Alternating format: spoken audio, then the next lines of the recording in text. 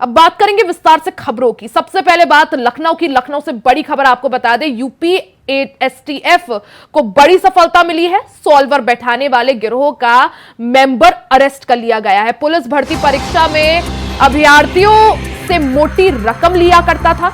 गिरोह के एक मेंबर को एसटीएफ ने गिरफ्तार किया है। अभियुक्त आकाश राव गोरखपुर से गिरफ्तार किया गया है। तो यूपी एसटीएफ को यह बड़ी कामयाबी हाथ लगी है। सॉल्वर बैठाने वाले गिरोह के एक मेंबर को गिरफ्तार कर लिया गया है। तो इससे पहले हमने देखा था किस तरह से पेपर लीक का ये पूरा मसला काफी सुर्खियों में था, जिसके बाद एसटीएफ ने कड़ी कार्रवाई करते हुए कई लोगों पर शिकंजा कसा। एसटीएफ को एक और बड़ी सफलता मिली है। सॉल्वर बैठाने वाले गिरोह के एक मेंबर को, एक सदस्य को गिरफ्तार कर लिया गया है। पुलिस भर्ती परीक्षा में अभ्यर्थियों से मोटी रकम इसने ली थी और उनके बदले, रकम के बदले सॉल्वर बैठाए थे। गिरोह के एक मेंबर को एसटीएफ ने गिरफ्तार कर लिया है। अभियुक्त का नाम आकाश राव है, जिसे गोरखपुर से अरेस्ट किया गया है। तो यह बड़ी खबर, पुलिस भर्ती परीक्षा पेपर लीक मामले से जुड़ी एक खबर आपको बता रहे हैं। एसटीएफ को बड़ी सफलता हाथ लगी है। सॉल्वर बैठाने वाले गिरोह का एक मेंबर यहां पर गिरफ्तार हो गया, पुलिस के हत्थे चढ़ गया है। खबर पर ज्यादा जानकारी के लिए मोहम्मद आसिफ हमारे साथ जुड़ गए हैं। मोहम्मद आसिफ, जिस तरह से हमने देखा किस तरह से पुलिस भर्ती परीक्षा पेपर लीक मामले में एसटीएफ की कार्रवाई जो है ताबड़तोड़ जारी है, यहां पर एसटीएफ को एक और बड़ी सफलता हाथ लगी है, जिसमें सॉल्वर बैठाने वाले गिरोह के एक मेंबर को पुलिस ने गिरफ्तार कर दिया है। मोहम्मद आसिफ, क्या कड़ियां इससे जुड़ती हुई आप देख पा रहे हैं?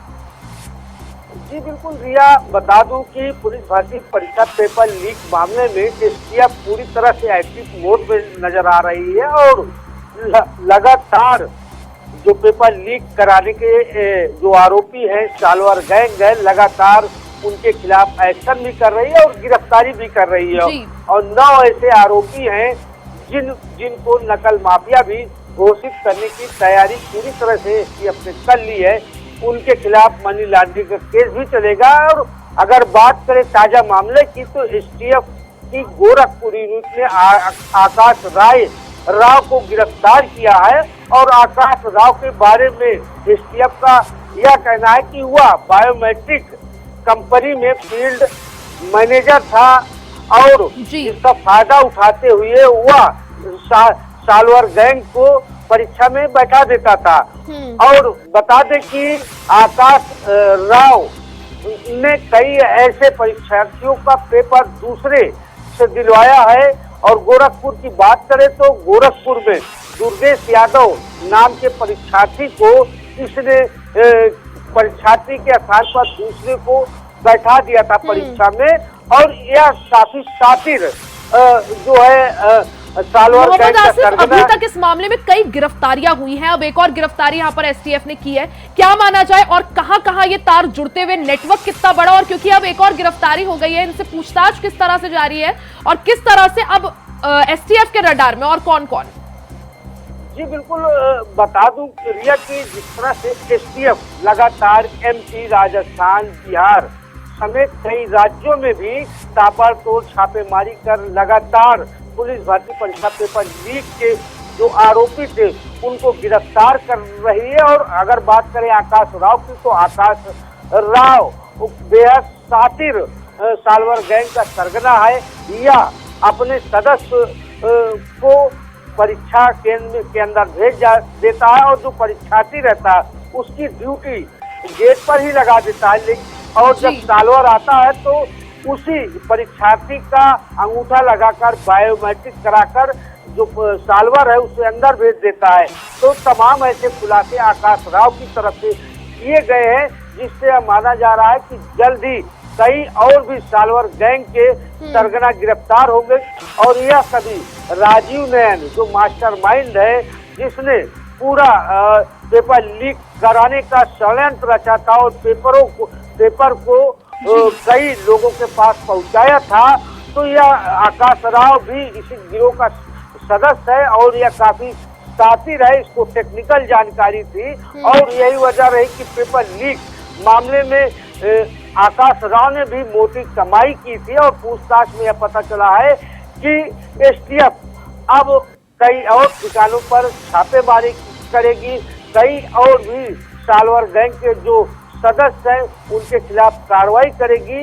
एसटीएफ के सूत्रों का कहना है कि गोरखपुर और मेरठ के साथ साथ प्रयागराज में भी कई ऐसे साल्वर गैंग हैं जिनका सुराग उन्हें मिल चुका है। और बिल्कुल मोहम्मद आसिफ, जिस तरह से एसटीएफ की कार्रवाई जो है इस पूरे मामले में लगातार जारी है, इससे पहले जो 9 गिरफ्तारियां हुई उनको भी नकल माफिया घोषित करने की जो है बात सामने आ रही है।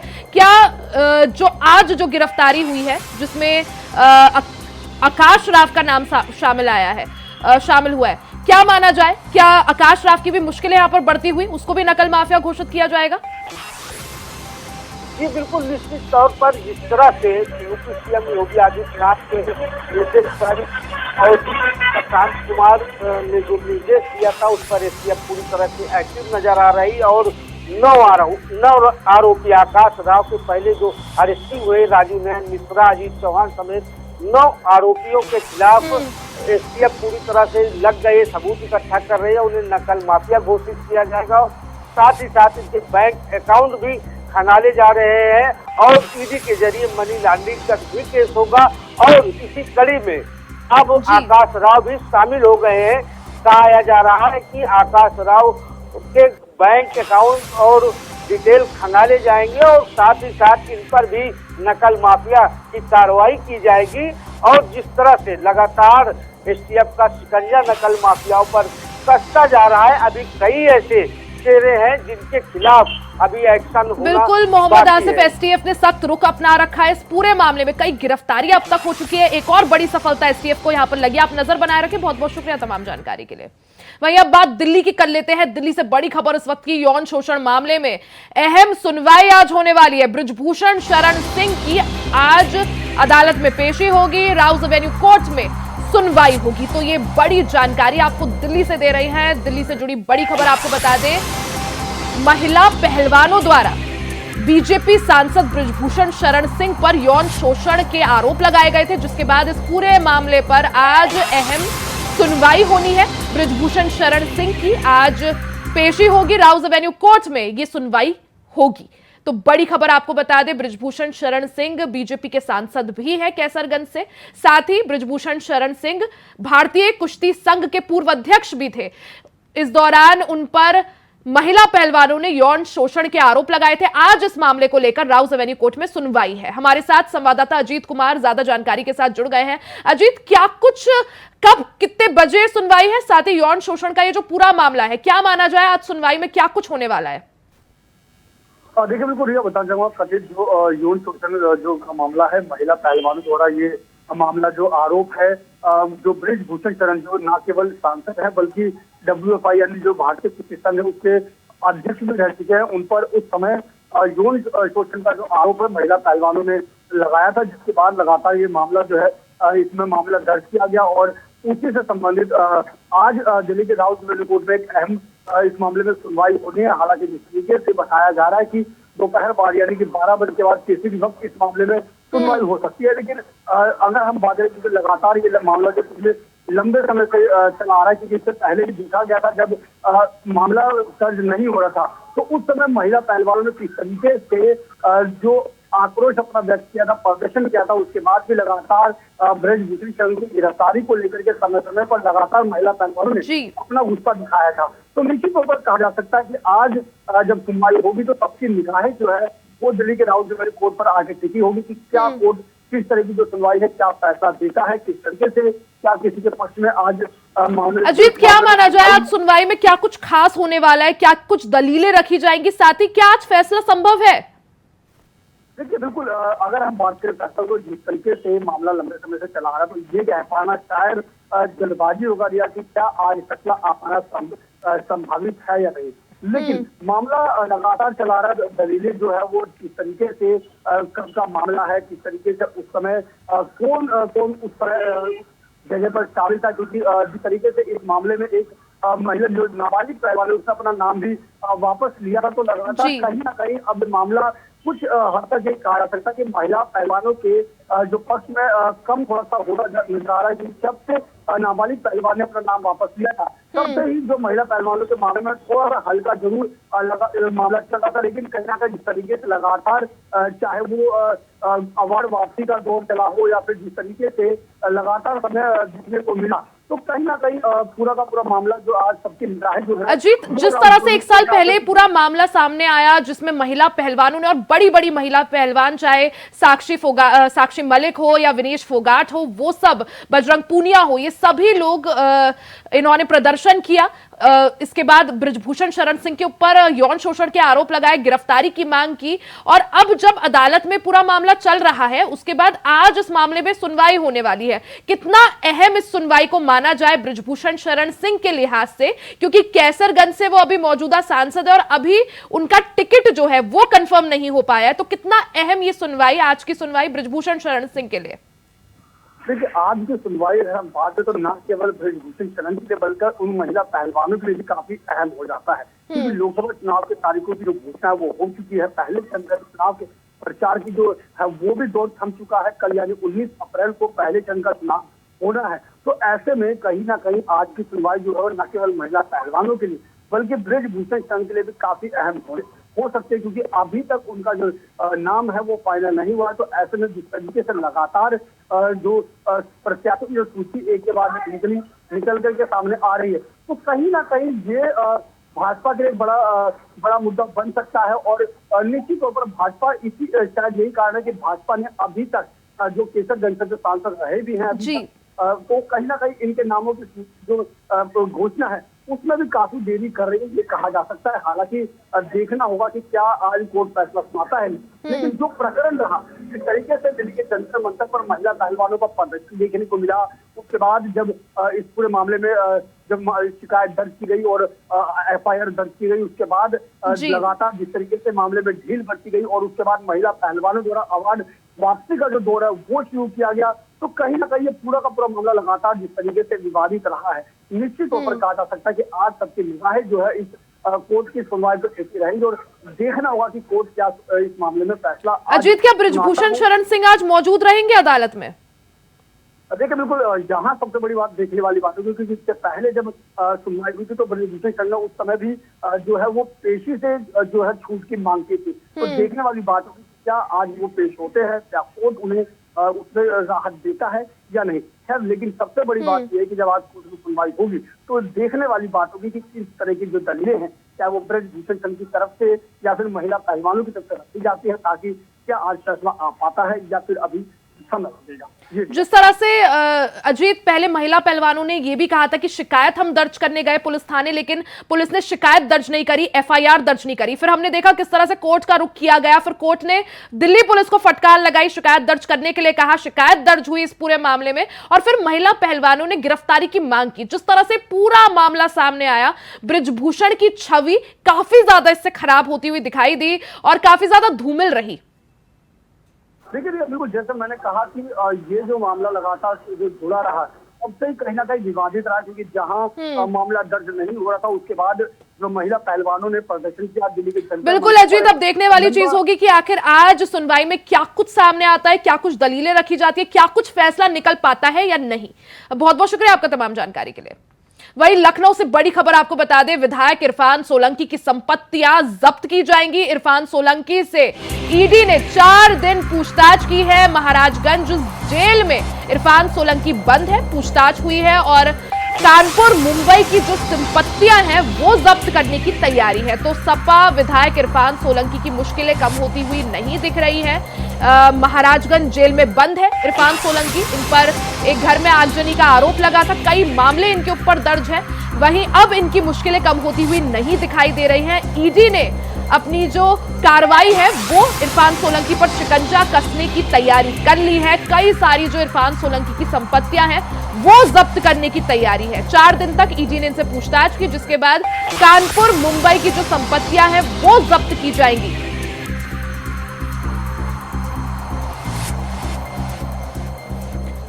खबर पर ज्यादा जानकारी के लिए हमारे साथ मोहम्मद आसिफ जुड़ चुके हैं। मोहम्मद आसिफ, अगर सपा विधायक इरफान सोलंकी की बात करी जाए तो मुश्किलें कम होती हुई नहीं दिख रही हैं। पहले ही जेल में बंद है, अब ईडी ने अपना शिकंजा और गहरा कस दिया है और अब संपत्तियां जो है वो जब्त की जाएंगी। जी बिल्कुल, यह जिस तरह से समाजवादी पार्टी के विधायक इरफान सोलंकी पर लगातार कानूनी शिकंजा कसता जा रहा है। एक तरफ जहां आगजनी के मामले में उनके खिलाफ फैसला आना है, 20 तारीख को अदालत फैसला भी कर सकती है, वहीं दूसरी तरफ अब ईडी की कार्रवाई भी तेज हो गई है। 4 दिनों तक लंबी पूछताछ किया ईडी ने इरफान सोलंकी से, और अब ईडी की तरफ से कहा गया है कि हुआ पूछताछ में सहयोग नहीं कर रहे हैं, और इसके बाद अब ईडी उन्हें कस्टडी रिमांड पर भी ले सकती है, जिनसे राज उगलवा सकती है।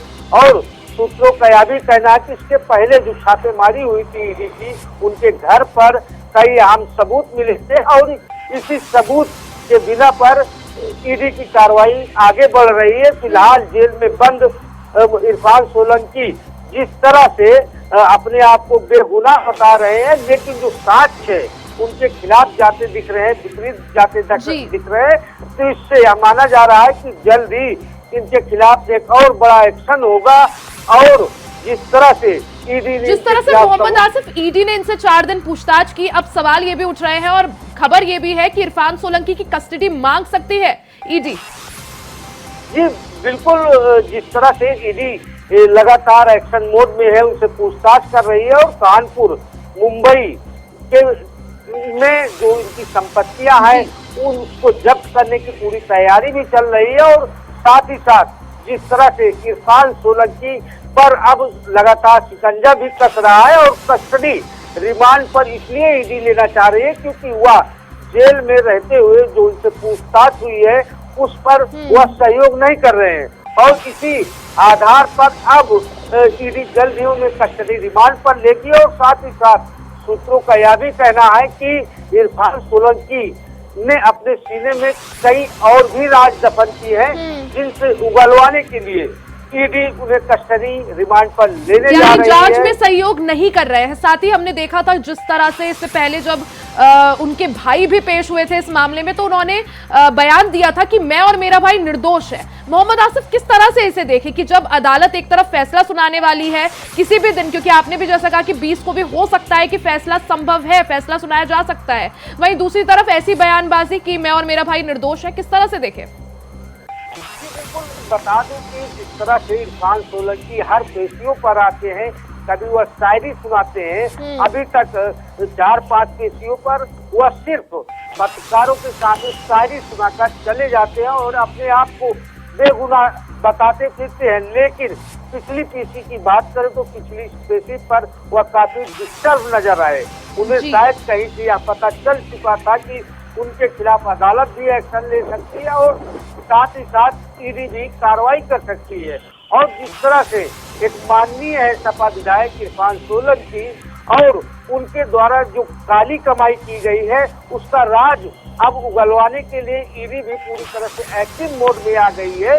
तो यह अभी कहना बाकी है कि अदालत क्या फैसला सुनाती है, लेकिन सभी की निगाहें अदालत की कार्रवाई पर भी टिकी हुई है और साथ ही साथ जो ईडी का एक्शन चल रहा है उसको भी लोग बात देख रहे हैं। बिल्कुल आसिफ, बिल्कुल जिस तरह से इरफान सोलंकी की भी बात की जाए, सपा विधायक इरफान सोलंकी की मुश्किलें कम होती हुई नहीं दिखाई दे रही। ईडी का शिकंजा गहराता जा रहा है और अब उनकी जो संपत्तियां हैं मुंबई में और उत्तर प्रदेश में उनको भी जो है जब्त करने की तैयारी कर दी गई है। बहुत बहुत शुक्रिया आपका तमाम जानकारी के लिए।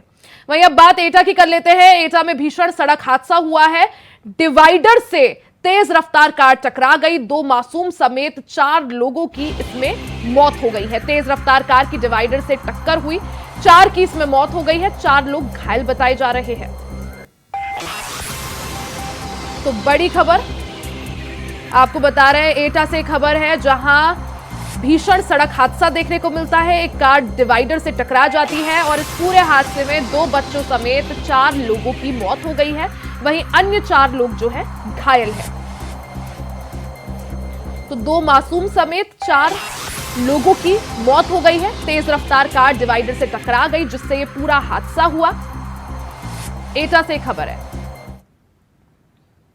खबर रायबरेली से है, जहां संदिग्ध परिस्थितियों में दुकान में भीषण आग लग गई। आग लगने से इलाके में हड़कंप मच गया। बता दें कि आग लगने से दुकान में रखा लाखों का सामान जलकर राख हो गया। तभी स्थानीय लोगों ने फायर ब्रिगेड को इसकी सूचना दी। सूचना मिलते ही मौके पर पहुंची फायर ब्रिगेड की टीम ने आग पर काबू पाया। घटना शहर कोतवाली क्षेत्र के घंटाघर स्थित बंदूक वाली गली की बताई जा रही है।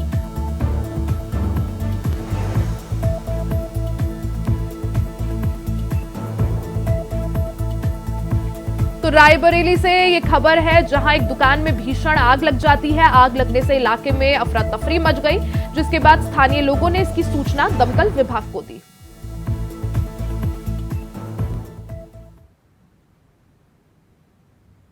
इसी के साथ इस बुलेटिन में फिलहाल के लिए सिर्फ इतना ही। खबरों का सिलसिला जारी रहेगा, बने रहे हमारे साथ।